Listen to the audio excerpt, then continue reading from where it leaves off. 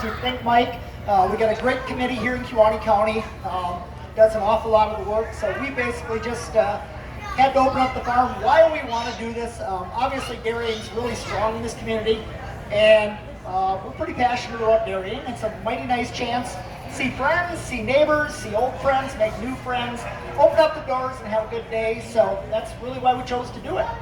What about a day like today? What do you hope people will take from their time on your farm? Well, number one, I hope they find a new love for cheese and dairy products. And yeah, I hope they also take the time to take a tour through the barns, see how it is that farmers actually care for their barns, for their cows, I should say. I think if you get a chance to go out on a tour, you can see too that cows are pretty well cared for on farms. We have an education tent up over on the other end of the farm that really talks about sustainability and the way farmers care for their land.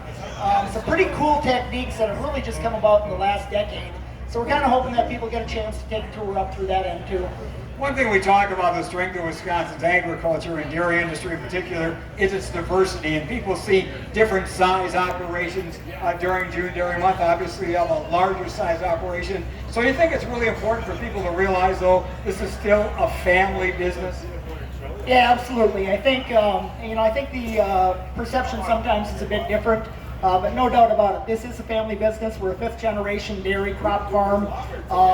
We do this because we love this. We were shown by our parents, by our grandparents, by our great-grandparents, given the opportunity and the responsibility. So yeah, it is quite an honor.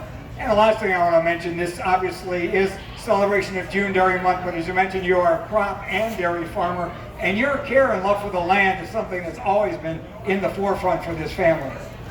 Yeah, I think, really early on, you go back to the beginning of our roots, and indeed our family has been, really on the cutting edge with conservation here in the county and indeed in the state.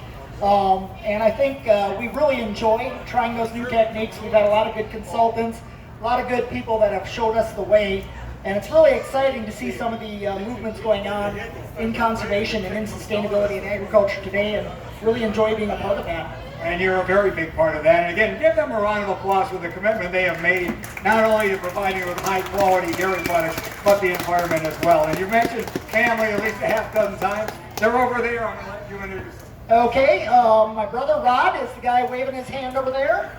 His wife Maureen is right behind him. Please wave your hand there, Maureen. And right next to them is their granddaughter Olivia. Right behind Olivia is her dad Jacob and her sister Lucy with the face paint on. Going backwards a little bit further is Rod and Maureen's son-in-law Paul Seamers. Paul.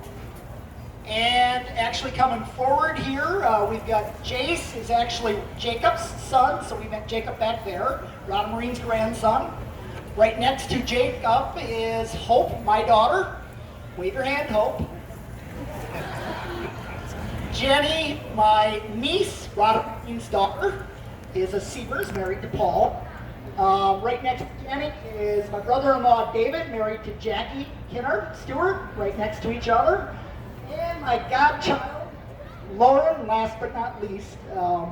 That's kind of the family. Actually, there's a whole bunch of other extended family, but we won't go into all of that over there, okay? All right, well, again, great people. Give them all a round of applause for the time and commitment they do, not only for today, but each and every day.